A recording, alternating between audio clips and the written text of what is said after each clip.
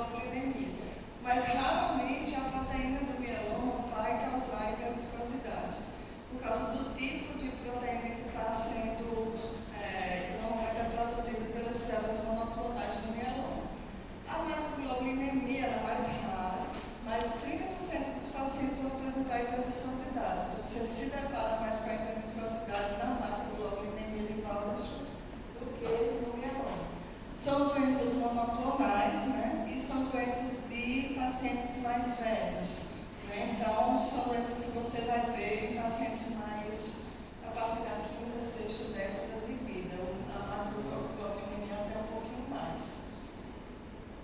Existem outros fatores não associados a doenças hematológicas malignas que também podem causar hiperviscosidade, como a doença reumatoide, né, que também tem produção de imunoglobulinas, aumento de imunoglobulinas, a policitemia, né, a policitemia vera, ou não, ou secundária, quando você tem hemácias, às vezes paciente com hematócrito de 60, 62, 64, então você tem identificação de fluxo, né? Normalmente esses pacientes são manuseados com sangrias, e agora a gente já tem algumas drogas que podem ser usadas como hidroxureta, tem algumas coisas que você pode fazer para evitar que o paciente chegue nessa situação. Se ele chega realmente com um quadro de hiperviscosidade por policitemia, a gente tem que fazer realmente a retirada física, né? Mecânica das células, né? A doença falciforme também pode estar associada à hiperviscosidade quando você tem crises de falsização muito importantes, a esferocitose e a hiperleucocitose. E aí eu queria falar com vocês sobre essa situação da hiperviscosidade associada ao aumento das imunoglobulinas, né? Então, quando a imunoglobulina que está sendo produzida pelos plasmócitos, né, são IgG ou IgA, são proteínas de baixo peso molecular, e raramente você vai ter um quadro de hiperviscosidade, embora possa acontecer. Então, por isso que o mieloma não está muito associado a isso. Aí, quando a proteína é um IgM, a IgM é um petâmero de alto peso molecular, né? Então, é uma proteína que tem um peso molecular muito alto, e ela é preferencialmente intravascular. Então, toda a IgM que é formada fica dentro do vaso, com alto peso molecular, e aí isso pode realmente desencadear sintomas associados à hiperviscosidade, quando a concentração da proteína está um pouquinho acima de 3 gramas por decilitro. E quando está muito acima, o dobro disso, então o risco de viscosidade é muito, muito alto. Eu tenho pacientes que toleram mais, pacientes que toleram menos, mas quando a proteína é IgM, você tem um risco maior de apresentação de um quadro clínico mais grave. Como é que a hiperviscosidade como é que ela aparece, né? Então, o paciente vai ter alterações do sistema nervoso central, alterações oftalmológicas, alterações mucocutâneas, né? E outras alterações. Então, assim, do ponto de vista do sistema nervoso central, cefaleia, vertigem, tontura, convulsões, dificuldade de concentração. Então, o paciente pode aparecer para você confuso, né? Só por causa dessa situação da hiperviscosidade, por causa da lentificação do fluxo cerebral. As questões oftalmológicas podem ser bastante graves, né? O paciente pode apresentar visão turva, diplopia, oclusão de veia da veia retiniana, e aí você pode ter realmente uma perda de visão nesses pacientes. Então, em pacientes com doença de Waldenström ou com risco de hiperviscosidade relacionada à alteração de produção de proteína, uma das coisas que a gente faz é seguir fundo de olho, né, para que a gente possa realmente detectar essas alterações precocemente e poder começar o tratamento não da doença em si, mas da complicação e preservar, né, a visão do paciente, né? Do ponto de vista de pele e mucosas, esse paciente pode apresentar epistaxe, né? Então, sangramentos em mucosa gengival, sangramento em mucosa nasal, né? Pequenos hematomas podem aparecer e sangramento gastrointestinal, principalmente por causa do rompimento dos vasos, pequenos vasos. O que é que está acontecendo nesse paciente? O fluxo sanguíneo não está acontecendo e a microcirculação está ficando engurgitada, então ela pode romper e causar esses pequenos sangramentos. E aí outras situações como diminuição da dispneia, né? O priapismo, principalmente na doença falciforme, associado necessariamente à proteína, mas pode acontecer também nessa situação, e as situações de insuficiência cardíaca congestiva. Então, é um paciente que pode apresentar uma variação muito grande de clínica, né, de apresentação clínica. Quando ele já lhe traz o diagnóstico, o paciente com mieloma, o paciente com tratamento de macroglobulinemia, o paciente com artrite reumatoide.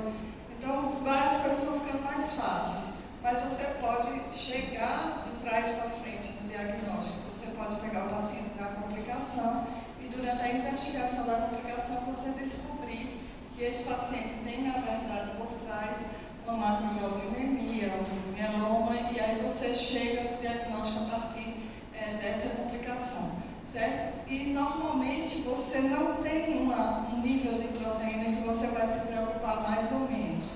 Depende de uma sensibilidade individual, depende do tipo de proteína que está, como a gente já viu, né? Do tipo de proteína que está sendo produzido. E algumas concentrações são de mais risco, outras não. Mas não há um nível, um ponto de corte a partir do qual você tenha necessariamente essa complicação ou não. Então, o início, normalmente, desses sintomas é insidioso. Muitas vezes o paciente não percebe, né? Começa a ficar um pouquinho mais aéreo, a visão fica um pouquinho turva. E normalmente o paciente, quando ele vai chegar para você, ele já está um pouquinho mais grave. Então, nos pacientes que têm esses diagnósticos, é importante que eles sejam alertados sobre que sintomas, né, são importantes para que ele procure realmente cuidado quando ele achar que tem algum sintoma desse aparecendo. Aqui tem muita gente. E aí a gente pode ter pequenas alterações da proteína envolvida, né, com a retirada da proteína ou uma hidratação, você já pode ter uma melhora do quadro, né? Então, o diagnóstico depende do quadro clínico apresentado pelo paciente. A doença de base, como eu falei, nem sempre você vai ter essa sorte do paciente saber o que ele tem, né? A medida da viscosidade sanguínea a gente não tem no dia a dia, nos laboratórios normais, isso é coisa que só se faz em pesquisa. E a dosagem das proteínas, para que você saiba o que está acontecendo no paciente. Uma coisa que chama a atenção para a gente que está no laboratório fazendo hemograma, né, são essas imagens de Rouleau, né? Então, nessa situação, as hemácias, você sabe o que é potencial. As hemácias, elas aparecem assim, separadas umas das outras, porque elas têm uma carga elétrica negativa na superfície. Então, elas se repelem. Então, por isso que quando você faz o esfregaço, as hemácias não ficam todas juntinhas, agrupadas, porque você tem uma carga elétrica negativa ao redor das hemácias que a gente chama de potencial zero. Quando você tem aumento de proteína no meio, isso é meio anulado. E aí elas podem aparecer assim, empilhadas, certo? Isso pode ser um esfregaço mal feito. Você não fez o esfregaço muito bem feito, mas normalmente essas imagens de empilhamento das hemácias, elas vão acontecer no esfregaço inteiro, né? Às vezes você vê essas imagens no final do esfregaço, porque é onde ficam as células assim mais acumuladas. E aí você procura na lâmina como um todo, e aí você vai vendo essas imagens de empilhamento, né, como se as hemácias fossem pilhas de moedas, né, que você derrubou. Isso a gente chama hemácias em rouleau, né, em rolos, né, do francês. E isso fala muito, né, a gente vê muito isso no mieloma. Não quer dizer que esse paciente tenha hiperviscosidade, quer dizer que esse paciente tem hiperproteinemia, certo? Algumas vezes, esse fenômeno também vai atrapalhar a prova de compatibilidade. Então, a bolsa que você está cruzando, você está compatibilizando para esse paciente, você pode achar que ela está incompatível, apenas porque as hemácias são realmente muito agrupadas e aparece como se fosse uma aglutinação. Isso pode interferir também na prova de compatibilidade, mas são assim, dicas que você vai vendo, né, e que você vai começaram a tomar conta desse paciente. Algumas vezes eu já cheguei a ver diagnóstico de mieloma a partir desse problema de compatibilidade no serviço de transfusão. E aí quando a gente vai olhar lá, né, rolou, e aí se você pegar esse sangue desse paciente e colocar, diluir em soro fisiológico, e fizer esfregaço de novo, fizer a prova de compatibilidade, essas imagens desaparecem. Por quê? Porque você consegue evitar, né, essa anulação dessas cargas elétricas negativas. Então, aí do outro lado vocês estão vendo como é que o esfregaço normal aparece e o esfregaço do paciente que tem hiperproteinemia, que tem essa imagem das hemácias em rolô. E aqui a medula óssea, né? São os plasmócitos que você vai ver na macroglobulinemia e a infiltração plasmocitóide que você tem no paciente com mieloma múltiplo. Então, são estudos importantes, né, para você ir juntando. E para fazer o diagnóstico dessas doenças neoplásicas, você necessariamente precisa da medula óssea.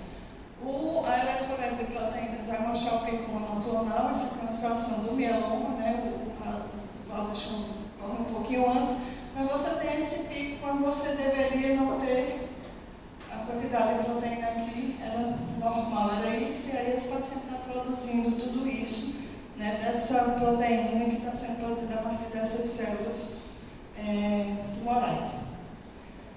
Como eu falei para vocês, a questão da visão do fundo de olho é muito importante, porque do jeito que os vasos rompem em mucosas e em pele, eles podem romper na retina. E aí de uma forma muito mais grave, porque a sequela pode ser a perda da visão. Então, o achado fundoscópico de engurgitamento retiniano, que aqui vocês estão vendo, essas lesões, você tem um capilar aqui bem cheinho, né, fechado de um ponto e de outro, isso pode levar a rompimento, né, e sangramento e hemorragias retinianas. Essa imagem é muito sugestiva da macroglobulinemia, né, e quando você tem essa imagem, esses capilares em linguiça ou cachorro-quente, ou como, seja lá como a gente for chamar, você tem que fazer alguma coisa para diminuir a viscosidade nesse paciente. E a hemorragias, exudatos, aneurismas, papiledema, o fundo de olho é muito importante para que você possa evitar, né, a perda da visão desse paciente. E aí você, a partir dessa imagem, você tem que fazer alguma coisa, você não pode deixar para lá, porque vai sangrar e o paciente pode perder a visão. Então, uma das coisas que visão borrada, fazer o fundo de olho, se tiver essas imagens, já começar a fazer alguma coisa com relação à diminuição da viscosidade sanguínea nesse paciente. Então, vamos falar aqui do tratamento das doenças de base. Se é mieloma trata, se é macroglobulinemia, vai tratar com macroglobulinemia, você vai tratar a doença de base. Mas como é que você vai lidar com essa situação emergencial? Então, a gente, em pacientes com sintomas importantes, e principalmente em pacientes com essa imagem do fundo de olho, você tem que começar a tomar ações para reduzir essa viscosidade sanguínea, né? E aí você pode ter as flebotomias, as sangrias, com reposição de salina, você tira sangue total do paciente e repõe soro. E aí você vai conseguindo fazer essa diluição. Isso é muito mais eficaz quando você faz através da plasmaferese, né? Porque na plasmaferese você vai retirando todo o plasma do paciente. Lembra que a IgM é intravascular, então na plasmaferese, quando eu tiro o sangue do paciente, a hemoglobina vem junto. Então, graças, né, a IgM é a que mais está associada à hiperviscosidade e é mais fácil de ser removida. E aí na plasmaferese, o que é que a gente faz? A gente retira o sangue do paciente através da ligação dele em equipamentos, né, diaféres, esse aqui é um modelo, mas existem outros. E aí você vai centrifugando o sangue do paciente aqui, nessa parte do equipamento, e vai dizer o equipamento que você quer coletar. Normalmente a gente faz isso para coleta de componentes, né, coleta de plaquetas. Agora a gente está discutindo, por causa da história da Hemobrás, a coleta plasma de doadores para a produção de hemoderivados. Esse paciente vai fazer um procedimento terapêutico, então eu vou tirar todo o plasma dele e vou repor esse volume com solução albuminada 5%. Então, quando a gente está tratando com IgM, é muito bom porque você consegue uma remoção muito eficaz. Então, depois do procedimento, tudo aquilo que o paciente estava sentindo meio que magicamente desaparece, porque você realmente consegue reduzir a viscosidade sanguínea e o paciente passa a se sentir muito bem. Obviamente, ele tem as células dele lá produzindo a proteína. Vai acontecer um pouco depois.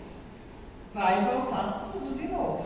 Então, você tem uma programação desse procedimento, então você faz vários procedimentos, ou em dias seguidos, depois você passa a fazer dias alternados. Normalmente são 3 procedimentos em dias seguidos e mais 2 ou 3 procedimentos em dias alternados para você poder ter uma retirada mais rápida do que a produção. E aí você consegue realmente diminuir a viscosidade nesse paciente. Normalmente a gente vai processar uma volemia e meia. Então, se o paciente tem 5.000 ml de sangue total, dependendo de peso, altura, etc., você calcula quanto de plasma ele tem, vendo qual é o hematócrito dele, e aí você vai fazer quanto de plasma você vai retirar. Então, o paciente com 5.000 ml, que tem 50 de hematócrito, para ficar bem fácil, ele tem 2.500 ml de plasma. Então, eu vou retirar 2.500 ml de plasma. Ou posso retirar até fazer um pouco mais, fazer uma volemia e meia. Então, ao invés de eu passar 5.000 ml no equipamento, o equipamento vai medindo o que é que ele está processando, processar 7.500, posso processar até 10.000, posso processar um pouco mais, dependendo da gravidade do paciente e de como a gente está fazendo o procedimento, né? Então, assim, a reposição, como eu falei, é feita com solução de albumina, né? Reduz 30% a 40% na viscosidade por procedimento, mas tem um efeito rebote. Então, não adianta a gente ficar fazendo só a plasmaferese não tratando a doença. Isso tem que ser uma coisa combinada, né? Eu vou tratar a doença, aí vou fazer quimioterapia, vou usar rituximab, vou usar o que for adequado para a doença de base do paciente, mas vou fazendo isso enquanto, né, a gente vai fazendo também a supressão dessa célula clonal que está produzindo essa proteína. E isso pode, alguns pacientes que têm mais sensibilidade para o aumento da viscosidade, eles ficam um pouco fregueses desse serviço de aférese. Eles podem precisar voltar a fazer esse procedimento a cada 3 meses, a cada 2 meses. Não é uma coisa, não é o carro-chefe da aférese, mas é uma situação que a gente, é um paciente que a gente lida quando está fazendo o procedimento, quando está no serviço de aférese, né? Mas lembrar que ele não trata a doença subjacente e que essa terapia da doença subjacente ela é sempre necessária. Esse plasma vai ser descartado, né, vai ser jogado fora, né, e a gente vai fazendo essa retirada da proteína a partir dessa coisa mecânica mesmo, de retirada do plasma do paciente. Outra situação que o paciente pode apresentar aumento da viscosidade é a hiperleucocitose e a leucostase. Aqui eu não tenho proteína, aqui eu tenho célula demais, certo? Então, a hiperleucocitose é definida como uma contagem de leucócitos acima de 100.000. Lembre que a gente tem, sei lá, 10 a 14 mil, né? Quando você vê 20, 25 mil, você já está preocupado com infecções. Aqui eu tenho mais de 100 mil, 200 mil, 250 mil, 300 mil leucócitos. Normalmente isso vai estar associado a uma doença neoplásica, né? Que uma infiltração medular por um clone, por uma leucemia. E não é necessariamente relacionado somente ao número das células que você pode ter uma hiperleucocitose. Então, existem células menores que só vão causar quando estão muito acima de 100 mil. Mas os sintomas podem aparecer, por isso os sintomas não estão relacionados necessariamente com a quantidade de células, mas também ao tipo de célula. Se ela é deformável, se ela não é, se ela é pequena, se ela é grande, né? E aí a gente pode ter sinais de leucostase com células mais, uma contagem menor do que 100 mil, mas 100 mil é mais ou menos um ponto de preocupação. E você pode ter pacientes com 200, 250 mil leucócitos nas leucemias linfóides, por exemplo, que você não tem nenhum sinal de leucostase, certo? E aí o problema aqui é realmente hipóxia tecidual e infartos que não só do coração, né? Em outras áreas também. Então, essa situação é mais comum em leucemias agudas, né? Especialmente a leucemia mieloide, porque aí as células desse tipo de leucemia elas são maiores e menos deformáveis. Alguns tipos de leucemia mieloide são mais associados a esse tipo de complicação, né? Porque são células blastos maiores mesmo. E 5 a 20% dos pacientes com LMA podem apresentar essa complicação, que é bem mais comum em crianças.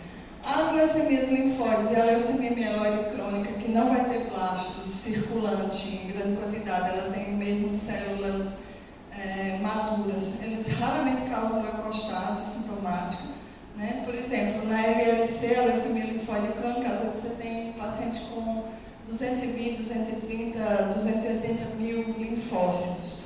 São células pequenas, né, que não estão associadas a esse tipo de complicação. E a LMC, você vai ter células também, mielócitos, metamielócitos, bastões, e aí normalmente você não tem essa complicação. O problema mesmo é quando você tem uma grande quantidade de blastos e blastos grandes, né? E você também pode ter a hiperviscosidade em pacientes que têm só um hemadócrito muito alto, não é muito comum, ou pacientes que têm contagens plaquetárias muito altas. Mas não é uma preocupação assim que você vai ter quando o paciente está com 1 milhão, 1.200.000, 1,5 milhão de plaquetas, né? São situações bem mais raras. O que você encontra mais em leucostase, né, são realmente situações associadas à leucemia mieloide aguda. Pode acontecer, né? O que está acontecendo aí são leucócitos imaturos, maiores, menos deformáveis, né? E aí você tem tanto a oclusão como o rompimento de microcirculação, igual a gente tinha também na hiperviscosidade por proteína, né? E aqui você tem também um efeito de interação entre blastos e endotélio, né? Que também pode estar complicando, então você pode ter adesão dos blastos, não somente a questão da célula estar ali obstruindo, mas dependendo do blasto, você pode ter esse mecanismo de adesão do blasto à célula endotelial, e aí você vai realmente obstruindo o fluxo sanguíneo a partir dessa obstrução, né, de pequenos vasos. E aqui só para vocês verem um paciente com hiperleucocitose por LMA, né? Não, por LMC aqui, é um LMC. Aí você tem só células maduras, né, pequenas, ali no esfregaço normal, né, que você tem os 14 mil leucócitos, aqui esse paciente deve ter mais de 100 mil leucócitos, né, porque você vê leucócitos demais no centro periférico. Então, é coisa que também o hemograma vai ajudar bastante, né? E as manifestações clínicas, como a gente já viu, as lesões do sistema nervoso central, mais ou menos se superpõem às lesões, aos sintomas que a gente já comentou, as questões oftalmológicas que também preocupam, né? As questões pulmonares, cardiovasculares, e esse paciente tem os sintomas também associados à leucemia. Então, ele tem todo o quadro, né, associado à leucemia, à infiltração medular e esses sintomas que estão associados a essa diminuição do fluxo sanguíneo. E aí, o que é que você vai fazer aqui? Você tem duas coisas para fazer. Você pode usar drogas que destruam essas células, e isso a gente precisa fazer realmente, mas em situações de você precisa de uma ação muito rápida, você pode precisar fazer uma leucaférese. A mesma coisa você vai fazer aqui a retirada da célula, né? Então você tira os leucócitos. Cada procedimento de leucaférese vai reduzir 30 a 50% das células, né? E aí você tem um controle muito bom de sintomas. E era uma coisa que a gente fazia muito, né? A gente fazia muito leucaférese nesses casos, né? Antes de começar o tratamento. Mas a gente começou a ver um efeito rebote muito importante. Então, você tirava as células, é um procedimento que é mais delicado procedimento de plasmaferese. Você precisa passar o sangue do paciente muitas vezes no equipamento. Então, enquanto a plasmaferese você leva 2 horas para fazer o procedimento inteiro, aqui você pode levar até 6 horas, então é um procedimento mais demorado, mais lento. E normalmente depois que você retira essa célula, é como se a medula está cheia e ela joga tudo de novo na circulação. Então o tempo de benefício é muito curto. Então, cada vez mais a gente está deixando a leucoférese como uma segunda opção, né, para pacientes mais graves realmente, e passando como primeira linha de tratamento a ciclorredução, principalmente com hidroxiureia, 50 a 100 mg 2 vezes por dia. A gente tem às vezes a situação de que o pessoal quer só a férese e não começa o tratamento, e aí você não consegue tratar o paciente adequadamente. E a hidroxiureia não vai ser o quimioterápico ideal para o tratamento do paciente, porque o tratamento do paciente vai estar associado ao tipo de célula que ele tem da leucemia, qual é o tipo de leucemia que ele tem.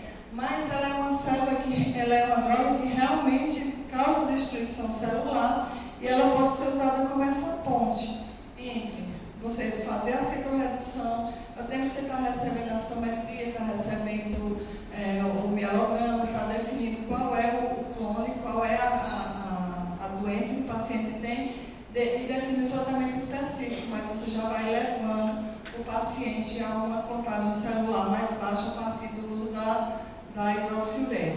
O problema aqui é que quando você destrói células, você tem potássio intracelular sendo jogado na circulação. Você tem resto celular, você tem membrana, você tem um monte de coisa que está sendo jogada na circulação do paciente. Então você tem que ter cuidado com uma complicação que a gente chama de síndrome de lise tumoral, porque você está destruindo célula e o paciente, por causa da hiperpotassemia, por causa das lesões, dos restos celulares, pode ter um quadro de insuficiência renal, pode ter um quadro de outras complicações associadas a essa síndrome de lise tumoral. Lembrem que aqui é 200 mil, 250 mil células, então você está fazendo realmente uma coisa que impacta muito para o paciente. E nunca esquecer de tratar a causa, o que está por trás dessa hiperleucocitose.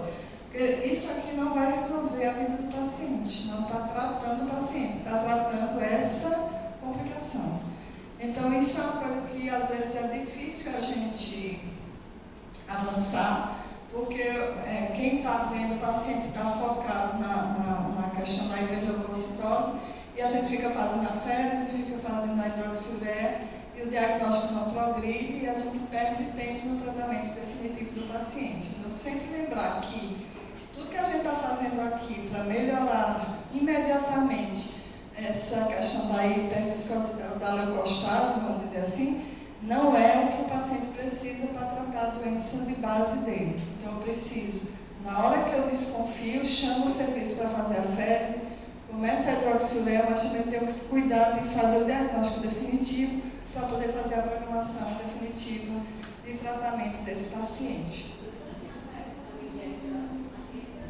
Tem, na férese a gente tira qualquer coisa, certo? Plaqueta, a gente fazia muito plaqueta férese terapêutica, né? Quando o paciente tinha mais de 1 milhão, 1,5 milhão. E depois a gente deixou de fazer porque o que se viu é que a repercussão é muito pequena, né? Normalmente esses pacientes não vão fazer trombose, nem vão fazer hiperviscosidade, então a gente faz AS ou fica só observando, né? Então a gente parou um pouco de fazer a plaquetaférese terapêutica, mas pode ser feito sim, certo? E a eritrocitaférese também, só que na eritrocitaférese a gente usa mais a férese para substituição de hemácias. Então, quando você faz a sangria, você consegue tirar as hemácias, ok. Quando eu uso a eritrocitaférese, eu estou retirando e colocando hemácias. Então, normalmente a gente vai usar essa estratégia quando eu quero substituir as hemácias do paciente. E aí, normalmente eu vou fazer isso na doença falciforme. Porque além de eu diminuir, esse paciente não tem muita hemácia, pelo contrário, ele tem anemia, mas eu vou tirar hemácias com hemoglobina SS e vou colocar hemácias com hemoglobina A. Então, a gente diminui a complicação do paciente, porque a gente diminui a chance dele falsizar, certo? Então, é interessante a férise para hemácias nesse contexto.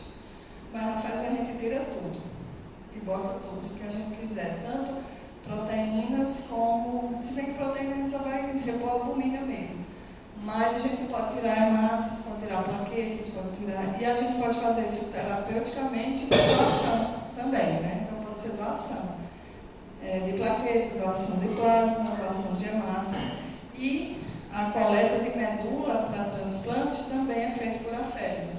Então a gente consegue na aférese um refinamento de retirada de uma camada celular. Por exemplo, só os linfócitos CD34 positivos. Então, a gente consegue, porque as células elas têm densidades diferentes. Então, na hora que elas sedimentam, você vai ficando com camadas celulares. E aí, você tendo uma camada que a máquina consiga identificar, você consegue aspirar somente ela. E de uma forma bem seletiva, bem pura. Então, a aférese é muito interessante por causa disso. Certo?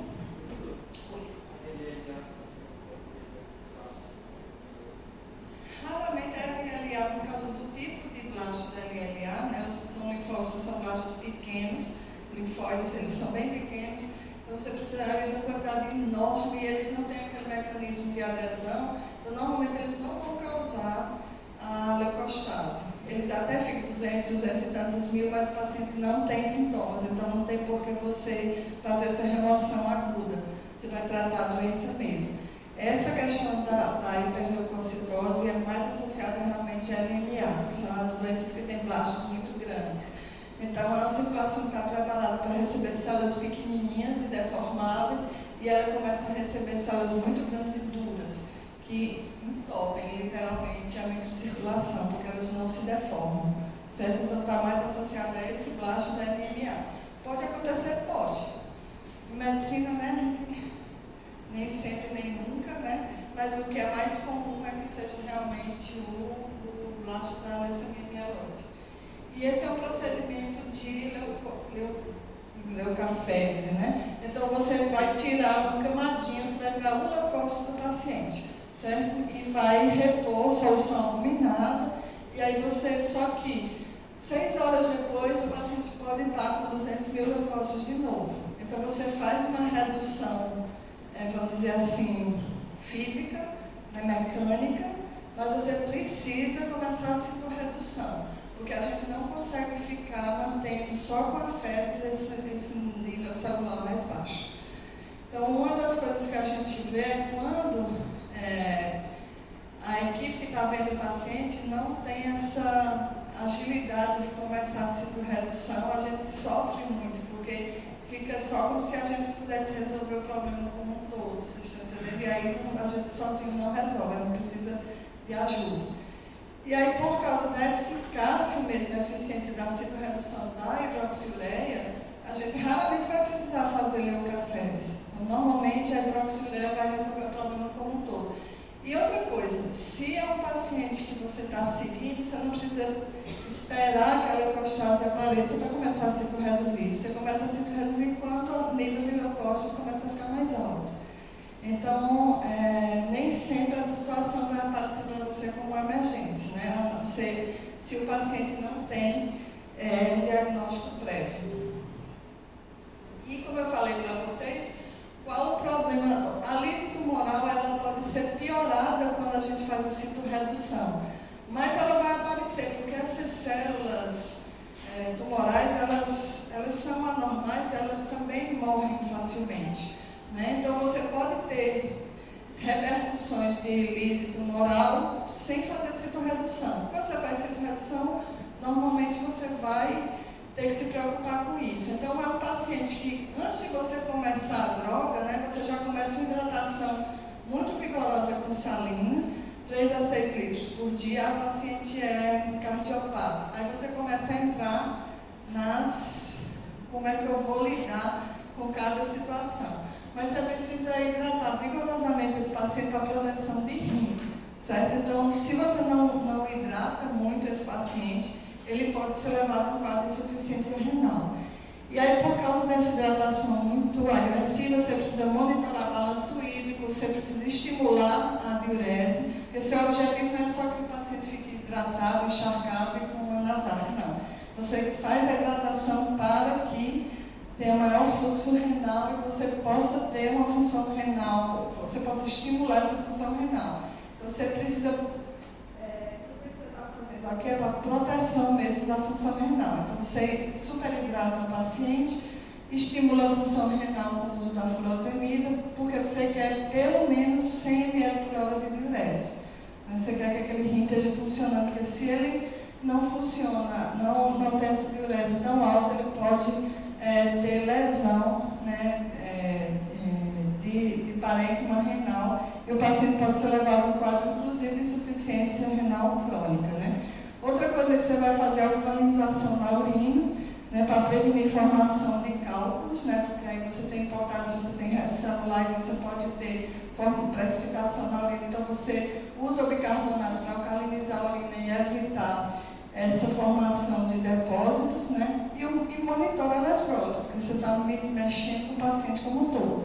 Então, você tem que ver sódio, potássio, você tem que ver tudo, né? São situações, normalmente quando você está diante de um paciente com leucemia, mesmo sem ele estar em leucostase, você está esperando o diagnóstico para poder escolher qual é o esquema terapêutico que você vai fazer, você já está preparando ele 24 horas, 48 horas antes de começar as drogas, para que ele já esteja preparado para começar a receber essa citorredução mais agressiva e não tenha repercussões graves a partir da síndrome da lise tumoral.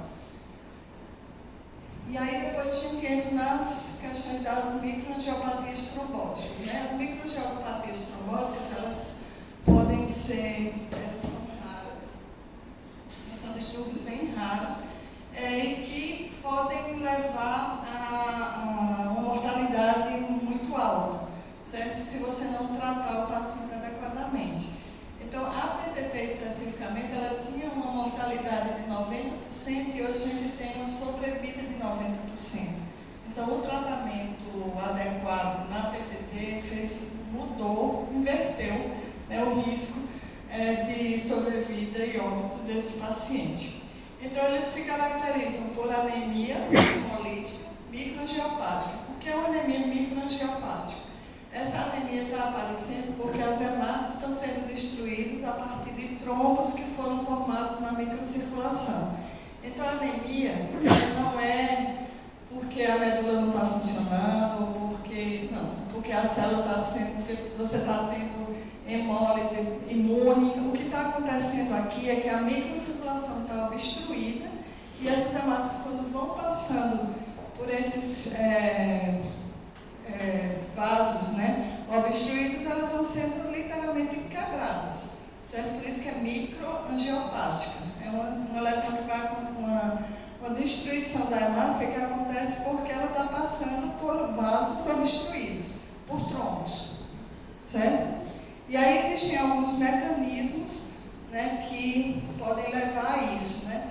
E tem duas formas. Tem a síndrome hemolítica urêmica, que é a microangiopatia trombótica mais prevalente em crianças, que está associada a essa infecção pela Escherichia coli, né? E tem a PTT, que é a microangiopatia trombótica mais comum em adultos, né? E que é definida pela deficiência da Adams-13, que é uma enzima que metaboliza o fator de von Willebrand, né? Então, aqui tem uma briga muito grande, se é CHU ou se é PTT, porque o tratamento é um pouquinho diferente.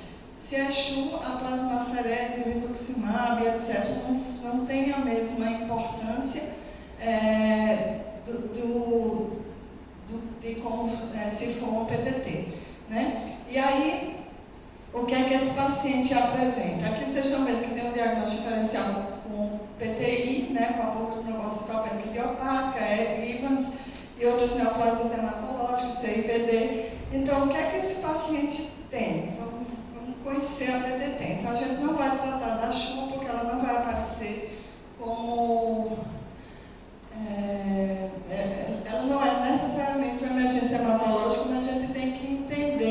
diferença, o diagnóstico diferencial, para que a gente possa fechar esse diagnóstico. Então, a PTT é uma microangiopatia trombótica rara, certo? Potencialmente fatal, como eu falei para vocês, se você não tratar, o paciente vai morrer. Então, por isso que é importante você pensar, porque quando você pensa e trata, o paciente não morre. Então, faz muita diferença. Mas se você não tratar, o paciente provavelmente ele vai morrer. E ela é definida como uma deficiência grave nessa enzima, que é a DAMS13, que é uma proteína de clivagem específica do fator de von Willebrand. Então, esse paciente ele deixa de metabolizar adequadamente o fator de von Willebrand. Vocês já estão com sono? Você fica falando assim, né? Quase eu quase estou com sono, que a voz fica aquela coisa assim. Bom, então esse paciente ele deixa de metabolizar o fator de von Willebrand. E aí ele fica com multímeros grandes do fator de von Willebrand circulando, né? Ele fica com o fator de von Willebrand anormalmente metabolizado circulando. A prevalência de aproximadamente 10 casos por milhão de pacientes. Então, se são 10 casos por milhão de pacientes, quantos casos a gente teria no estado do Ceará, considerando que nós temos 9 milhões de pessoas? 90 casos por ano, né? Então, a gente fica preparado para esses 90 casos por ano, certo? Porque são 90 pessoas que, se você não cuidar, morrerão. Então, é uma doença rara, mas que precisa de uma resposta rápida. Então, por causa disso, você precisa de uma estrutura para poder identificar e tratar precocemente esses casos.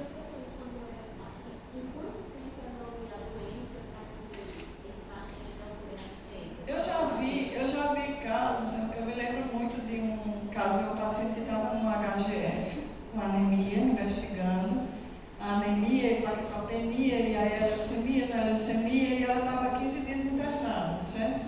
E aí quando se pensou, mas não é o comum. O comum é o paciente que começa 24, 48 horas, e aí ele já começa a plaquetopenia, já começa cheio de hematoma, cheio de lesões. E aí, quando ele chega na emergência, aí você vai ter uma plaquetopenia 3 mil plaquetas, com 4 de hemoglobina, e aí você... Então, o mais comum é esse paciente que vai chegar nessa situação mais grave. Ele estava muito bem quarta-feira. Né? Quinta-feira começou a aparecer umas coisinhas na perna, achou que era muriçoca, aumentou. Hoje ele está aqui já cheio de petequia e de equimose. E quando você faz o hemograma, e aí muitas vezes ele vem já desorientado, né? E aí ele pode chegar a um paciente muito grave, certo? Pode estar associado a parto, né? Então, mulheres pós-parto podem apresentar essa complicação. Então, é um sinal, é uma coisa que a gente fica pensando muito. E aí, o primeiro episódio geralmente vai ser na idade adulta, né? Na criança é mais achudo que a PTT, e ela tem duas formas. Ela pode ser uma forma congênita, que é menos frequente, em 5% dos casos, que está relacionada à mutação do gene da DAMS13. Nós já tivemos, faz algum tempo que eu deixei de tratar especificamente esse paciente, né? Eu fazia férias, então eu ficava muito com esses pacientes. É um negócio assim meio, sei lá como é que eu defino para vocês, mas é assim, essa paciente do HGF, por exemplo, eu estava pegando os meninos 5 horas da tarde no sábado de carnaval todo programado. Aí o povo da HGF liga, você lembra aquela paciente, não sei o que, eu acho que é uma PTT. E aí, se alguém diz para você, eu acho que é uma PTT, você sai com a máquina na cabeça e vai fazer o procedimento em menos de 6 horas. Porque aí, senão, se você não fizer isso, você disser assim, não, eu vou para o carnaval com meus meninos, né, porque já está tudo programado, amanhã o paciente vai estar morto, e aí como é que você vai lidar com isso? Então, aborta-se o carnaval e vamos fazer o procedimento com o paciente.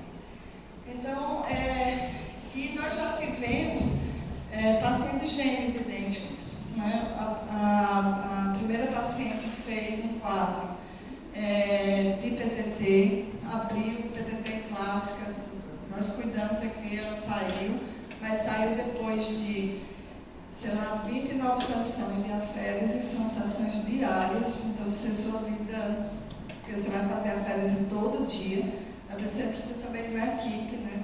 Nesse tempo a equipe era eu mais uma colega, então era um inferno. Hoje a gente já tem uma equipe maior.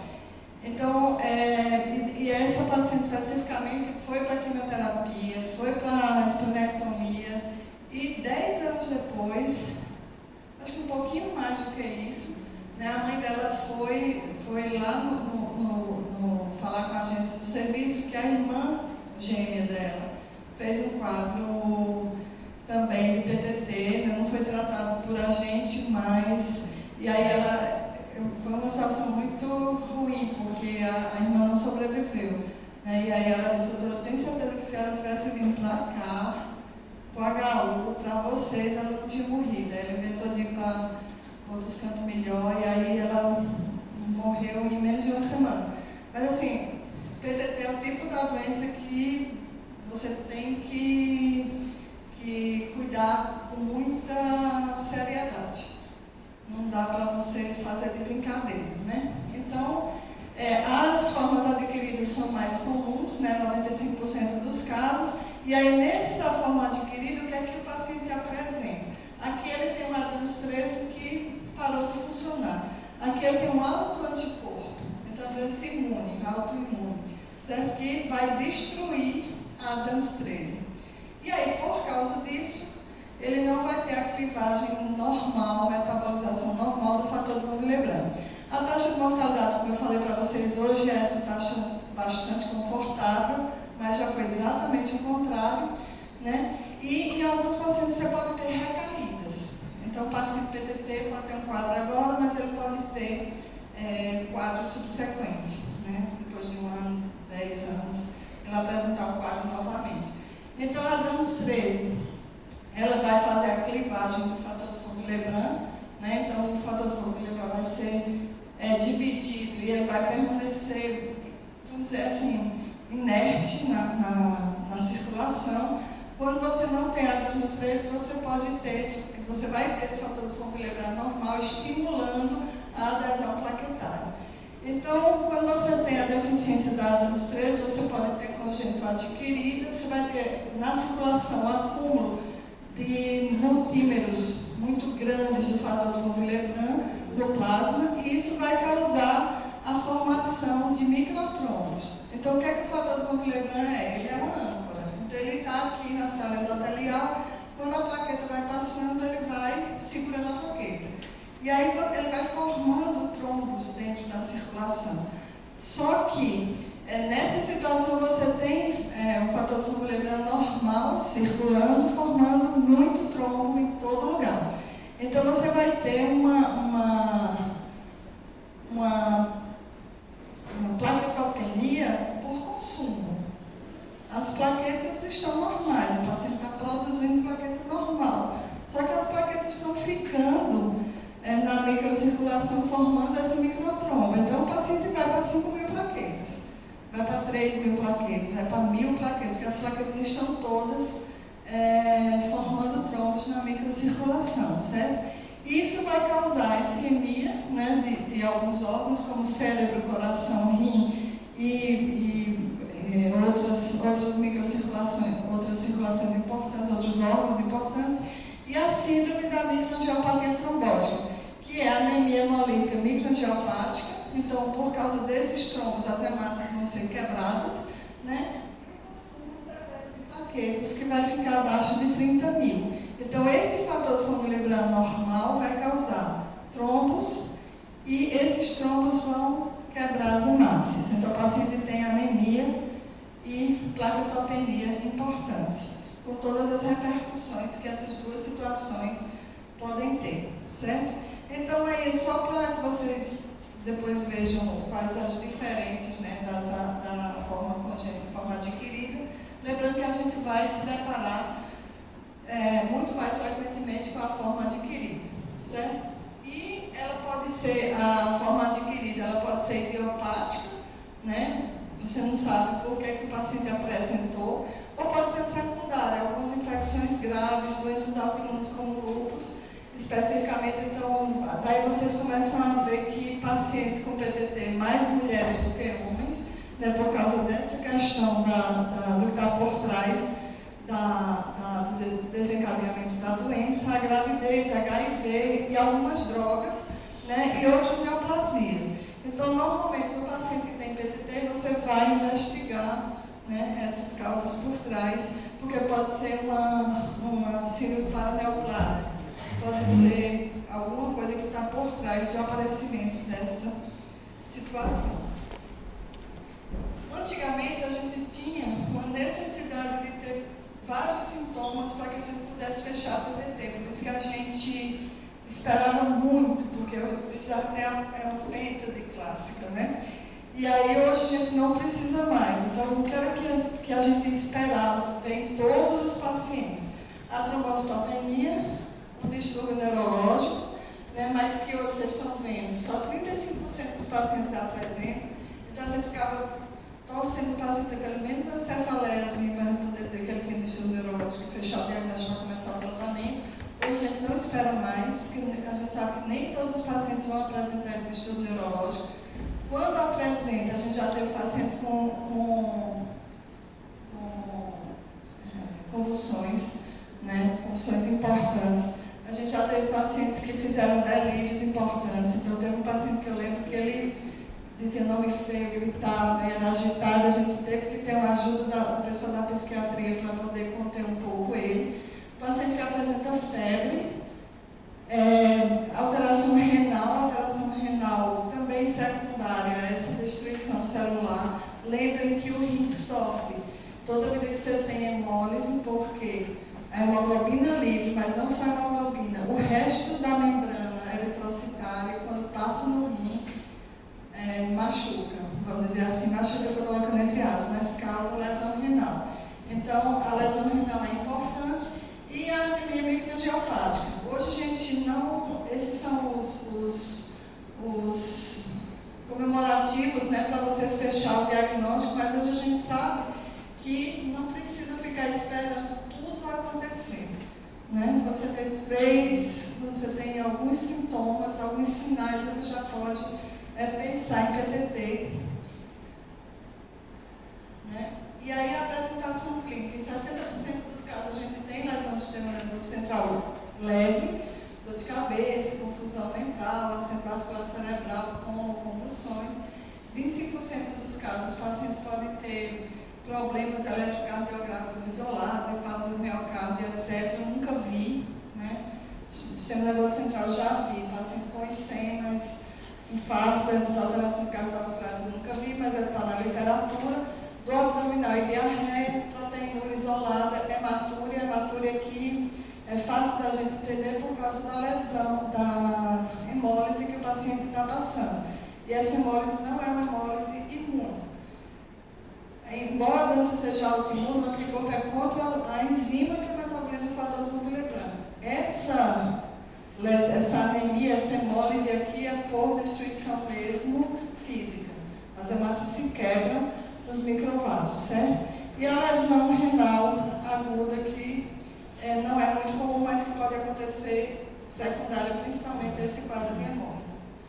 Aí o laboratório, né? O que é que você vai encontrar no laboratório? Então você tem esse parâmetro aqui que é muito importante, esquizócito. Porque se eu estou dizendo para vocês o tempo todo que a anemia, por causa da destruição da célula que foi quebrada dentro dos vasos, isso vai aparecer no esfregado periférico, ok? E aparece como esquizócito. Olha. No tempo de guerra a gente fica, né, nessa... Então, assim, uma coisa que você vai pedir, você pode até pedir para quem está vendo o hemograma, veja se tem esquizócito, que eu estou pensando em PTT, digo. Sim, eles aparecem em outras doenças, eles não são, vamos dizer, patognomônicos disso aqui. Mas, você tem esses fregaços. Você tem, por que você pode dizer que esse paciente tem hemólise? O que é que nesses fregaços diz a vocês que o paciente tem hemólise?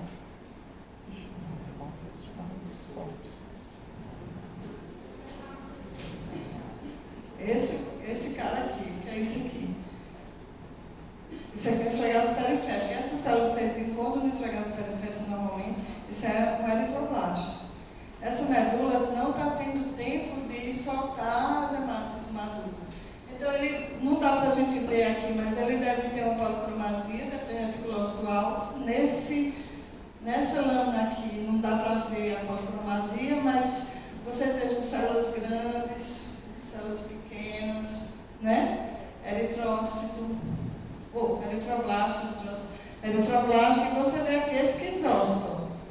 Essas células são esquizócitos. Vejam quantos esquizócitos, né? Isso pode acontecer porque você fez um esfregaço mal feito? Pode. Mas, nessa quantidade, esse paciente, eu estou dizendo que ele tem hemólise por causa disso aqui, mas normalmente no hemograma vai vir, eu vou ver que ele tem plaqueta baixa, que ele tem anemia, então, que ele tem reticulocitose, né? O que é que esse paciente vai ter mais, do ponto de vista laboratorial, que vocês pediriam? Vamos lá. Então, no hemograma a gente já matou, certo? Esse esfregaço aqui, de um paciente que tem plaquetopenia, anemia importante, reticulocitose, eu já quase digo que pode ser uma PTT. Só que você não vai dizer que é uma PTT sem saber a clínica do paciente, que a clínica é soberana, certo? Mas é importante eu, que estou no laboratório, saber que você está desconfiando de uma PTT, para poder... Nesse caso aqui eu citaria, mas às vezes você tem 1, 2, e você nem cita, porque você acha que foi lesão na hora de fazer o esfregaço, certo? É importante você dizer assim, ó, procure esquizócito, né? Então vocês vejam que esse paciente tem uma poiquilocitose, tem o RDW deve estar alto que só, então esse esfregaço é bem compatível, né, com o diagnóstico PTT. Mas o que é que vocês pediriam a mais no laboratório? Vocês estão pensando no PTT, o que é que vocês pedem a mais? Temos 13, tá. Todo mundo concorda que vai dosar, temos 13, ok? Certo. Mas num laboratório mais fácil. Bilirrubina, qual é a bilirrubina que vai estar alterada? Eu tenho bilirrubina alta às custas de indireta. Lembrar que a relação, né, de bilirrubina direta e indireta para você dizer que você tem bilirrubina alta, você tem reticulocitose, você tem anemia, tem plaquetopenia, tem esquizócito no sangue periférico. O que mais você pode... aptoglobina. Mas tem uma coisa que a gente não pensa muito e que nesse quadro faz muito sentido, é a LDH. Você tem lesão celular, então o LDH desse paciente está estourado, certo? Também. Então você vai pedir bilirrubina, provas de hemólise de uma forma geral, o cumbis vai estar alterado, o que é que vocês acham? Sim, não, mais ou menos, talvez. Cumbis direto e indireto vai estar alterado.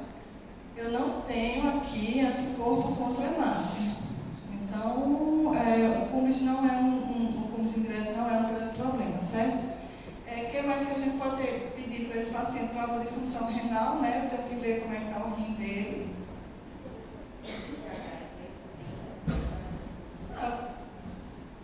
Normalmente a gente vai pedir sorologia e tudo, né? As hepatites, o HIV pode ser a explicação da causa mesmo que o paciente não tenha diagnóstico, então vale a pena pedir. Então você tem as questões hematológicas, a bilirrubina aumentada, a aptoglobina baixa, lactato alto, né? Desidrogenase nem sempre, aí eletrólitos, aqui na hemostasia você não tem grandes alterações, está TPDA normais, mas as alterações vão estar aqui em cima, né? Nas questões relacionadas realmente à fisiopatologia da doença. E aí, vamos dosar Adams 13, não temos como. Apesar da atividade da Adams 13 ser o único marcador específico mesmo para o diagnóstico, a gente tem algumas dificuldades. Esse teste ele não é muito disponível, acessível. Então, a gente já teve algumas situações em que a gente colhia, né, mandava para fora do país, inclusive, para fazer a dosagem, demorava 10 dias para voltar. Então, a gente não esperava, a gente só usava a Adams 13 como uma confirmação do que tinha acontecido. Isso atualmente está meio complicado complicado. Então, apesar da Adams 13 ser o diagnóstico, você tem razão, a gente precisa dosar, mas a gente não tem muito como fazer isso atualmente. A gente precisa buscar essa solução, certo? Oi. O fator de von Willebrand, aqui ele não vai ter grande importância, porque o problema é que ele está mal metabolizado. Então, você não tem como ver isso no laboratório. O paciente não tem deficiência do fator de von Willebrand, nem tem aumento do fator de von Willebrand. Ele tem um fator de von Willebrand não metabolizado. Certo? Então, o problema é que você tem um negócio para escrever. Você tem um fator de von Willebrand. Porque normalmente você tem células endoteliais, né, aqui, o fator de von Willebrand está aqui, certo? E aí ele está numa porção pequena, e você tem fator de von Willebrand circulante, os micromotímeros. Aqui, como você não vai ter a metabolização, você vai ter fator de von Willebrand circulante, e aí você vai ter a adesão, e aí quando a plaqueta vai passando, ela vai ficando aqui, certo? Então a plaqueta vai ficando, e esse fator de von Willebrand normal circulando. Quando a hemácia passa, considerando que aqui eu tenho um capilar, né? A hemácia vai passando aqui, então ao invés de ela encontrar um fluxo livre, ela vai encontrar esse fluxo, então ela vai quebrando à medida que ela vai passando por aqui. Isso é no corpo inteiro. Então assim, é um inferno. E as plaquetas que estão normais, em quantidade e função, elas estão fazendo o papel delas. Encontrou o fator de von Willebrand, vou agregar. Então elas vão. Então é realmente muito complicado. O diagnóstico diferencial com a síndrome hemolítica urêmica não é muito simples, mas existem scores para fazer isso. Só que você vai lembrar que na síndrome hemolítica urêmica você tem mais crianças com uma gastroenterite prévia, certo? O diagnóstico é um pouquinho diferente, porque você vai ter mais lesão renal do que essas outras alterações, né? As outras síndromes de microangiopatia, outras citopenias autoimunes, coagulação intravascular disseminada por causa da plaquetopenia, por isso que o esquizócito nessa situação é muito importante. A deficiência de Adams 13, que nem sempre a gente tem como dosar, né? Pré-eclâmpsia, HELP, pós-transplante, outras neoplasias, distúrbios por drogas. Então é um diagnóstico diferencial difícil, né? E por isso que o PTT é tão desafiador, porque você tem que pensar um monte de coisa e decidir muito rapidamente. E aí o que a gente faz nesse paciente? Como terapia de primeira linha, plasmaferese. Ponto, parágrafo. 6 horas para você começar a fazer a primeira plasmaferese. O que é que eu faço na aférese desse paciente? Eu estou tirando o plasma dele com o fator de von Willebrand normal, certo? Então eu diminuo a agregação, diminuo a formação de trombos. Eu estou tirando a Adams 13 anormal, que não está funcionando, e eu estou tirando, se for uma PTT adquirida, o anticorpo que causa a alteração da Adams 13. Então, a retirada do plasma doente desse paciente é muito importante, porque eu estou mexendo na fisiopatologia da doença. E quando eu faço a reposição aqui, eu não vou fazer a reposição com solução albuminada.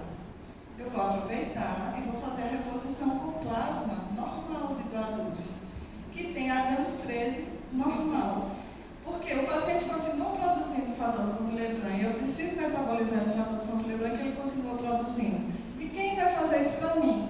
A reposição, a Adams 13 que vinha no plasma do doador normal. Ok? Então, a plasmaferese aqui eu faço não só para retirar, mas para repor a Adams 13 normal e para repor o fator de von Willebrand também normalmente metabolizado. Então, a plasmaferese aqui, ele mexe muito na fisiopatologia, por isso faz tanta diferença. E aí, quando a gente pensa, tem LDH aumentado, tem alguns scores, tem uma sociedade internacional de aférese chamada ASFA, e ele tem alguns scores para você definir se vai começar, se não vai começar a fazer o tratamento, então ele vai fazer a avaliação para você começar em 6 horas a realização do procedimento. Não posso começar em 6 horas, eu estou morando no fim do mundo. Eu estou com essa paciente perto do fim do mundo. E aí o que é que você faz? Não faço a férias. O que é que você faz nesse paciente? Faça o plasma, pelo menos, certo? Porque pelo menos aqui eu vou estar dando Adams 13 e o fator de Wolff-Leblanc normal. Já que eu não posso tirar, eu faço o plasma. Quanto mais plasma eu puder fazer para ele, melhor. Mas o ideal é fazer a retirada, né, e a reposição a partir da férise. Pode fazer máximo, não tem problema. Se você... Não é uma coisa que, assim, impacta muito, certo? Mas pode fazer. Se o paciente tem uma anemia muito importante e não... Pode fazer máximo. Esse é um procedimento de aférese de um paciente com PTT. Vejam a cor do plasma do paciente. Isso é hemólise, certo? Então, isso é bem quando a gente começa a aférese, vem o plasma cor de Coca-Cola, a gente já vai ficando um pouquinho mais feliz, porque a gente sabe que não vai ser PTT mesmo. Porque isso aqui é o sinal de que esse paciente tem hemólise intravascular. E aí você faz 2 volemias. Quanto mais plasma você tirar dele, melhor. E aí, quanto mais você fizer, melhor. E aí, esse paciente vai receber pouco, muito, mais ou menos plasma. Vai receber muito plasma. Um paciente com PTT, ele acaba, por exemplo, com estoque de plasma B, esses plasmas menos de, assim, uma frequência de grupos mais difíceis, né? Porque aí você tem que convocar doador B para doar plasma. Então, a gente tem todo um contexto de tratamento desse paciente, porque você vai fazer isso aqui todo santo dia, porque a doença continua, e aí você vai vencendo pelo cansaço a doença. Obviamente que depois de 10 dias, 11 dias, a doença não cansou, aí você vai começar a ajudar fazendo imunossupressor também. Então, você pode fazer imunossupressor, mas não é a primeira linha. O imunossupressor só vai entrar quando depois de 10, 12 dias de tratamento você ainda não tem o controle da doença. E o que é que vai dizer para você que você controlou a doença?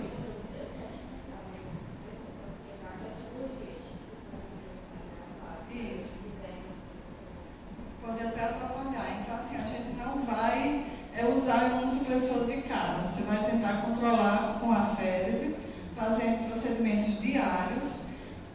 Por isso que meu carnaval foi para o espaço, lembro do meu carnaval, porque não era que eu ia fazer o procedimento hoje, eu ia fazer hoje, sábado, domingo, segunda, terça, quarta, né? Eu tinha um colega, mas aí eu faço sexta, sábado, domingo, faz segunda, terça e quarta.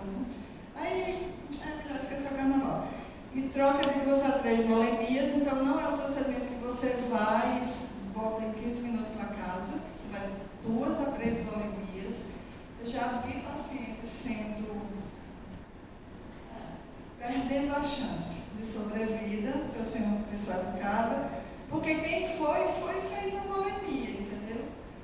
Fui, fiz, mas ficou mal feito. Não, diga que não faz que eu vou, né? Porque aí é melhor, porque ou você vai e faz, ou você vai e faz. Esse aí fazer mais ou menos, né? Não adianta. E o plasma é o líquido de reposição. Usar o plasma antes de fazer a férise, você não tem tempo, não vai começar a férise em 6 horas. Tipo paciente que a gente já recebeu de Piauí, tipo paciente que a gente já recebeu de fora do estado, de Rio Grande do Norte. Por quê? Porque aqui a gente tem um serviço bem montado. O Ceará tem um dos melhores serviços de aférese do país. Porque a gente tem 7 máquinas, a gente tem uma equipe 24 horas de enfermeiros e a gente tem uma equipe 24 horas de médico. Então, se você disser agora que tem um paciente com PTT em algum lugar, vai ter alguém que é responsável por, em 6 horas, montar esse procedimento. Obviamente que não é um procedimento simples.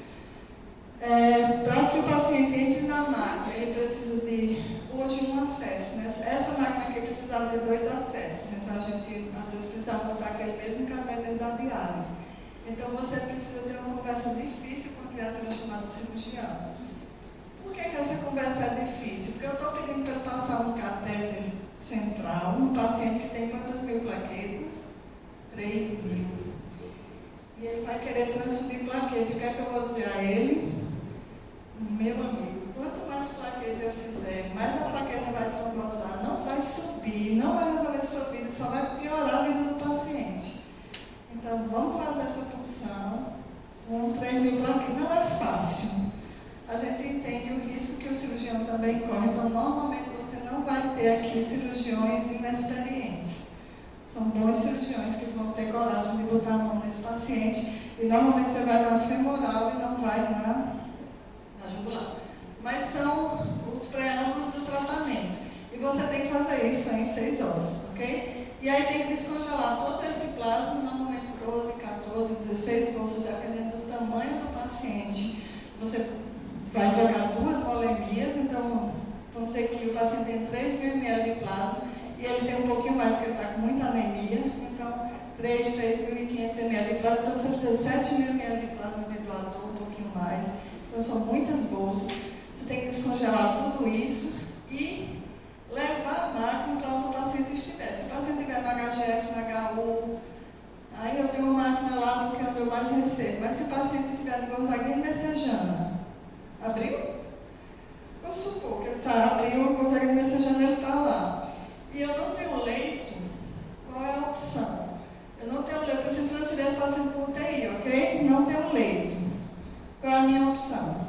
Leva a máquina para o Gonzaguinha e Messejana. Ok? Se o paciente não pode vir, Maomé não vem, a montanha vai.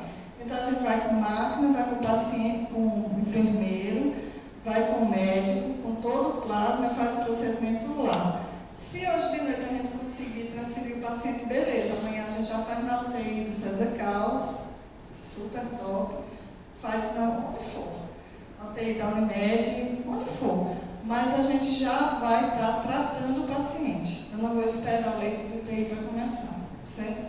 Porque esse paciente não precisa de UTI para fazer a férise, ele precisa de aférese, tá certo? Isso faz uma diferença danada. Principalmente, pessoal, porque esse paciente é aquele que vem, lembra do helicóptero que foi buscar o rapaz para tomar o transplante? Esse paciente é no mesmo modelo. A gente vai atrás de um avião para trazer o paciente. Claro, até agora já tem um equipamento lá. Mas Sobral ainda não tem, porque a gente tem pouco hematologista em Sobral. Né? Fiquem à vontade de fazer hematologia e morar por ali, porque tem pouco hematologista lá. Então a gente não consegue ter a equipe com tempo de resposta adequado. Então a gente traz o paciente, né? E aí de preferência vai trazer o paciente num transporte mais elaborado, né? Bom, e aí a infusão de plasma pode ser útil, né? Principalmente em criança que você consegue, por causa da volemia pequena.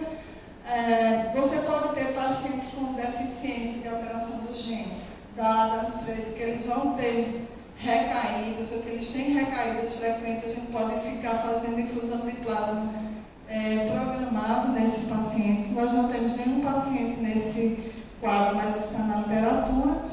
E a ADAMS13 recombinante, que aí vai mudar a vida de todo mundo, né? A nossa também. Na hora que você tiver uma droga chamada ADAMS13, que você vai repor o paciente. A gente vai precisar dessa coisa romântica toda, né, de sair com a máquina correndo, porque aí você já vai ter a ADAMS13. Quando isso vai chegar? Não sabemos. Até lá, vamos fazer desse jeito mesmo, ok? Pode ser necessária uma modulação. Isso realmente são decisões assim, mais difíceis, né, que depois a gente vai ficar discutindo, vai usar, vai tentar não suprimir o paciente com metoprednisolona em altas doses. Normalmente você vai fazer isso na doença não relacionada a algumas situações de infecção ou de outras neoplasias. O rituximab pode ser importante, né?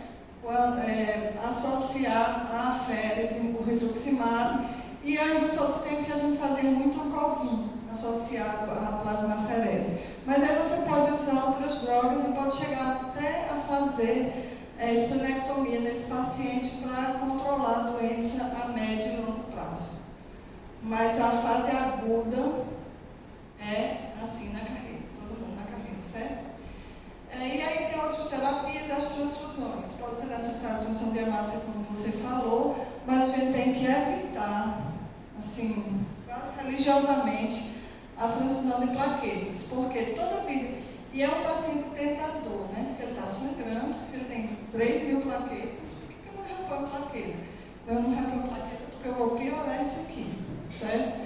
Então, essa plaqueta não vai subir e ela vai piorar o quadro de anemia microangiopática e piorar aqui a lesão e piorar tudo. Então, a gente evita realmente a transfusão de plaquetas, a não ser que esse paciente tenha nervo central, algumas situações, mas é sempre uma decisão muito difícil você dizer, vou fazer plaqueta nesse paciente com PTT, porque você sabe que você está fazendo uma coisa de muito risco, que está botando uma lenhazinha na fogueira, certo? Então você tem que conversar. Normalmente esse paciente não é atendido apenas pelo hemato, né? Você tem o pessoal da UTI, você tem o hemato mesmo, que não é só da aférese. Então normalmente você tem aí uma conversa, né, para chegar a fazer o acompanhamento desse paciente. Mas quem mais tem mão com esse paciente hoje é o pessoal da aférese, né? Quem mais tem experiência e quem mais opina realmente, né? Bom, e aí quando é que a gente vai parar de fazer essa aférese todo dia? Quando eu tiver, pelo menos, eu vou fazer hemograma todo dia. Aí hoje deu 100, amanhã deu 150, 2 dias seguidos, eu venci a doença pelo cansado. Consegui. Então aí você começa, quando você tem plaqueta normal por mais de 2 dias, o LDH normalizado e a melhora clínica do paciente, você começa a espaçar a aférese. Fazer a cada 2 dias, aí você vai reduzindo o tratamento, certo? E aí você define o fim do episódio agudo quando o paciente está livre 30 dias de doença, depois que você parou de fazer a aférese.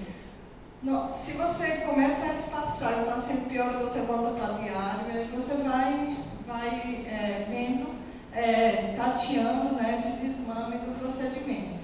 E aí você diz, o paciente está bem, quando depois que você parou completamente a aférese, 30 dias depois o paciente não tem doença. Ele pode ter uma recaída ou um novo episódio.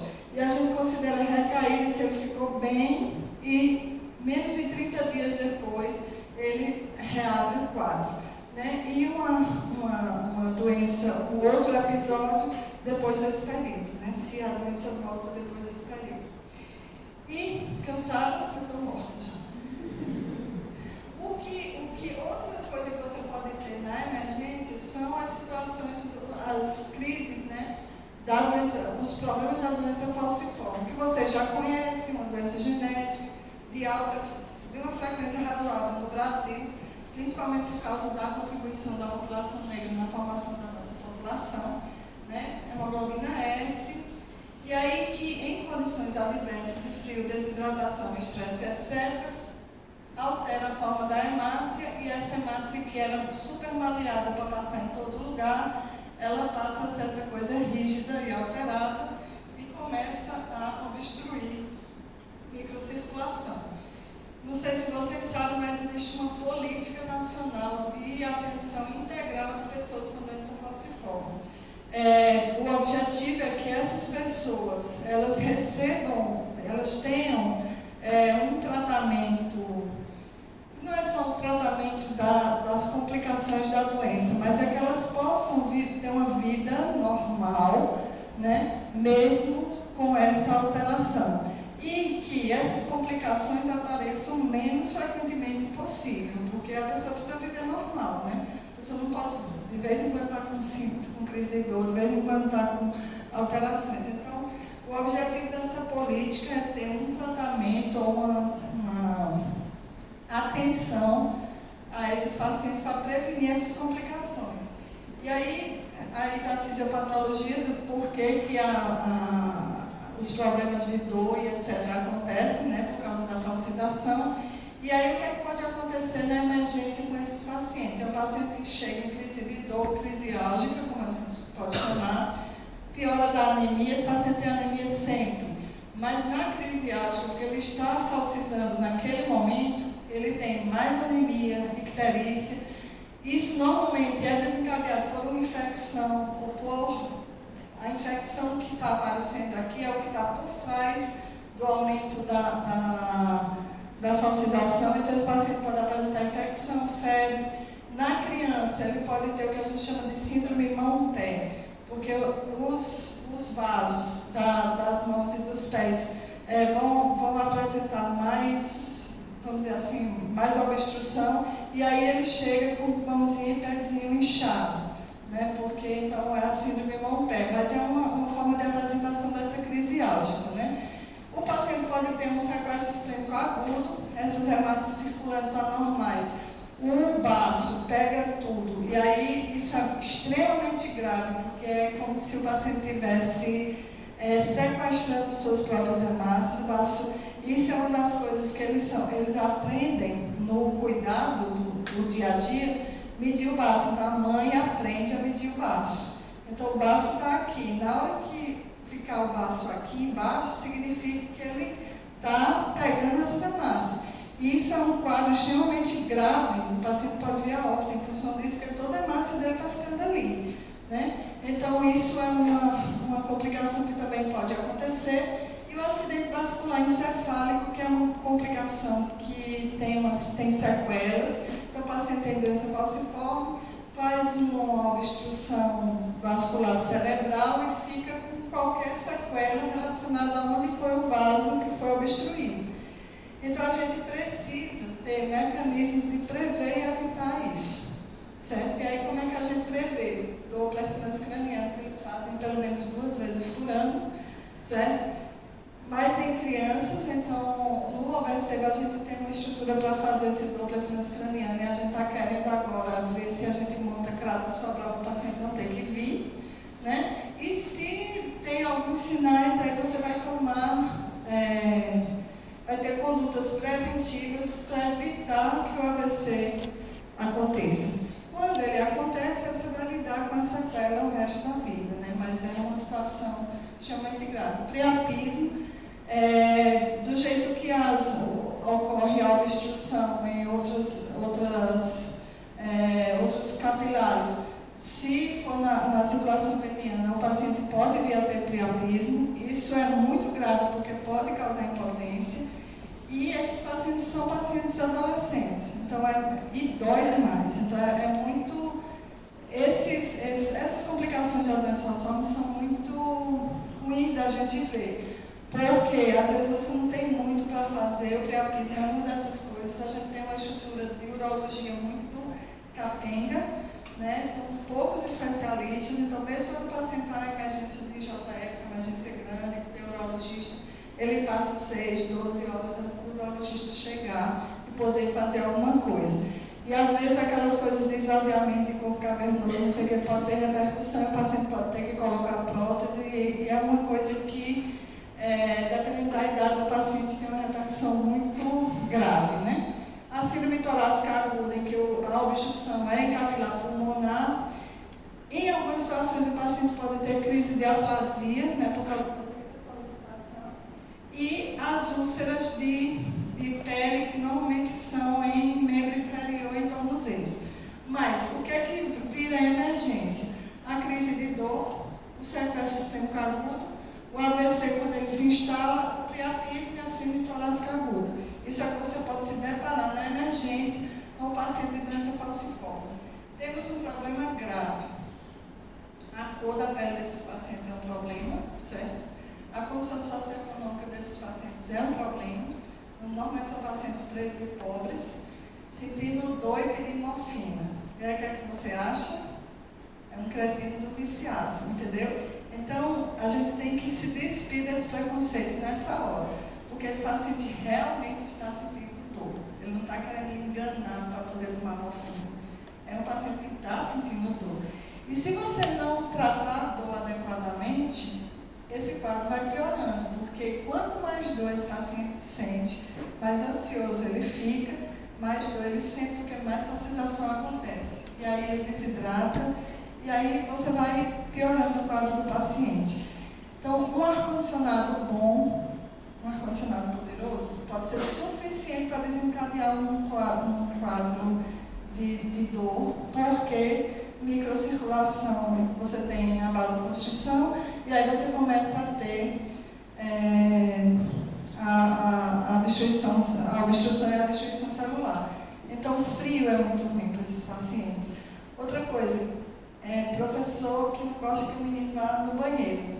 Até isso aqui interfere nesse paciente. Então, porque o menino não pode ir no banheiro, porque o professor não deixa, eu fui fazer xixi e não vai de novo. E aí ele não bebe água. Ele não está bem hidratado, desidrata um pouco. Então, assim, tem algumas coisas que, por isso que é tão importante a política de atenção, porque a gente tem que conversar, às vezes, com a direção da escola, para que esse menino, ele tenha, ou essa criança, né, tenha condição de beber 1 litro d'água até a hora do recreio, mais 1 litro depois, e se ele precisar ir no banheiro, quantas vezes ele puder ir, que vá, certo? O lugar onde ele fica, perto da janela, longe da janela, no sol. Então, tem algumas coisas que são importantes nesse tratamento desses pacientes. Mas, as emergências, né, as complicações agudas, a dor, né? Então, você tem que melhorar a oxigenação, identificar infecções bacterianas que podem por trás daquela crise álgica, usar analgésico em casa, na dor leve, você trata em casa. Com analgésico comum, dipirona, aumenta a hidratação e reavalia em 24 horas. Não resolveu, aí vai para o hospital para você fazer a analgesia endovenosa, com opioide fraco, mas pode precisar de uma coisa mais forte, né? Mas você pode começar com tramadol 100 mg de 6 em 6 horas e depois de pirona. Se não houver melhora, você pode aumentar a potência das drogas, né? E na dor grave, opioide de alta potência, como morfina, endovenoso, né? E aí você vai seguindo de acordo com a resposta do paciente, hidrata o paciente vigorosamente, né, para melhorar o fluxo, né, com soro fisiológico com ringue lactato. Então, é um paciente, esse quadrinho aqui é importante, e é um paciente que ele deve estar orientado para começar a tratar em casa, né, mas quando não resolve em casa, ele tem que chegar na emergência, e dói na gente quando o paciente chega na emergência, o médico dizer que é frescura, porque não está vendo nada, estou com o dedo doendo, mas não tem nada no dedo. Então, por que está doendo? Então, o médico meio que menospreza. Se é um paciente com doença falciforme, não menosprezar a dor que ele pode estar sentindo. Principalmente porque esse seu menosprezo da dor vai piorar e ele vai sentir cada vez mais dor. Até somente pela ansiedade do médico não ter começado a tratar. Isso piora a dor para eles, porque assim, meu Deus, eu vou ficar sentindo isso até quando? Né? Então, é muito importante. A síndrome torácica aguda, aí você tem os critérios diagnósticos, você tem um filtrado pulmonar, febre, dor torácica, hipoxemia, toxodispneia, tem que descartar a infecção, tem que descartar a embolia pulmonar, né? E outras alterações, né? E aí por isso você precisa de alguns exames complementares melhores para fechar esse diagnóstico, que é que está por trás do desencadeamento desse quadro. Para monitorizar sinais vitais, oximetria, hidratação, oxigenoterapia, antibiótico-terapia, se você tem infecção ou tem suspeita de infecção, transfusão, e aí lembrar o que eu falei para vocês, a transfusão na doença falciforme, ela tem várias delicadezas. Primeiro, esse paciente é o grupo de pacientes que mais formam anticorpo contra a hemácia. Então, o paciente tomou um concentrado de hemácia e ele forma um antiquel. Daí a pouco ele forma um anti-DAF. A gente não sabe necessariamente por que eles têm tanta sensibilidade, né, para formar esse anticorpo. Então, é um paciente que, se ele for mal transfundido desde o começo, ele chega. A gente já teve um paciente, o nome dela era Liz Regina, não é contra a LGPD, porque vocês não sabem qual, o nome dela era Liz Regina. Ela chegou na emergência da maternidade escola com 15 anos, 37 semanas de gestação, já para parir. E quando a gente foi fazer as provas, né, para deixar as bolsas reservadas, ela tem 4 anticorpos. E a gente não conseguia, por causa desses 4 anticorpos, sangue para ela aqui no estado. Ela teve que vir bolsa de São Paulo. E aí, ela não está para parir. Tem que fazer tudo, você tem que fazer tudo na carreira.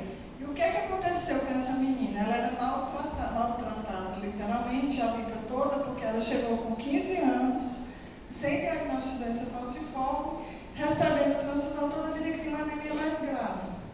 atrás. Por que essa menina está tendo anemia de novo? Né? E aí ela tinha o olhinho amarelo, porque ela tem aquela hemólise crônica, né? Tinha dor de vez em quando, mas ela formou leve, e aí foi passando e ela foi formando anticorpo.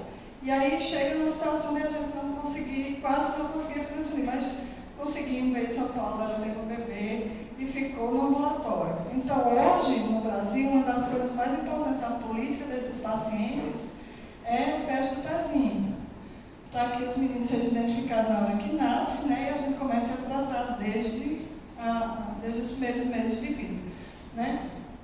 E aí, assim, essa hemácia é importante que ela seja fenotipada por causa disso. Então, o paciente com doença falciforme, ele não vai receber A, B, simplesmente. Ele tem que receber pelo menos um RH mais compatível, respeitando os 5 primeiros antígenos, que é o D, o C, o grande, o C pequeno, E grande, E pequeno, CW, depois o KEL, DAF, KIT. E aí você vai seguindo para fazer o mais compatível possível com esse paciente. Então, não é fácil você transfundir esse paciente toda a vida que ele precisa, porque não é qualquer bolsa O que ele vai receber. Ele tem que receber uma bolsa mais compatível, o mais perto possível do fenótipo dele. E aí, quando tem uma coisa que... Vocês estão entendendo isso que eu estou falando? Tem uma coisa que é... O paciente foi transferido na emergência, chega para a gente e eu não posso mais fenotipar, porque a hemácia do doador fica circulando 120 dias e quando eu vou fenotipar, eu fenotipo os antígenos do doador. E a gente precisa genotipar esse paciente. Então, a gente está, aqui no Ceará, a gente tem um laboratório de genotipagem e a gente está se organizando para receber a amostra do país. Porque eu tenho um diagnóstico novo de doença falciforme, esse paciente nunca foi transfundido, eu genotipo ele. E aí eu já fico com esse banco de dados para saber qual é a hemácia melhor que eu tenho que transfundir. E em algumas situações a gente tem doadores para esses pacientes. Então, vocês têm que entender que doador é para todo mundo, doador não é direcionado. Mas numa situação de fenótipo mais específica, eu posso ter esse doador, fenótipo idêntico ao seu. Então, eu posso, não doe toda a vida. E toda vida que você aparecer, não vai aparecer, mas vamos supor, uma pessoa que está sentada aqui, vai aparecer para tomar a transfusão. Esses doadores são os doadores que a gente vai chamar para transfundir esse paciente. Então, a transfusão do paciente com doença falciforme é a questão da filtração, que é a retirada de leucócito. Hoje a gente já faz para todo mundo, né? Mas a fenotipagem não dá para fazer para todo mundo por causa da miscigenação e das questões da nossa própria população, né? E aí, se a hemoglobina está acima de 9, não vai precisar de transfusão. Então, os critérios de transfusão aqui nesse paciente são sempre quando a hemoglobina cai 2 pontos, né? Você já pode começar a pensar em transfusão. E a gente tem cada vez mais pensado na transfusão aqui como a... Então, por exemplo, se é um paciente que teve já complicações importantes, ao invés de eu ficar só transfundindo quando a hemoglobina cai, eu posso manter num programa de manter a hemoglobina dele acima de 30%. E aí, como é que eu faço isso? Eu vou transfundir de 12 em 2 semanas, uma quantidade de hemácias AA, retirando a hemoglobina S dele. E aí a gente vai melhorando a vida deles e diminuindo o risco dessas complicações. Mas as complicações ainda podem aparecer, ok? E uma coisa que a gente tem feito muito nesses pacientes é o uso da hidroxiurela também, né, que melhora a eritropoese. E aí, eu acho que eu já falei mais ou menos tudo que está aqui, vocês vão ler essas coisas. Já está tudo mais ou menos dito, certo? Vocês estão com os slides. E aí, vocês têm alguma pergunta?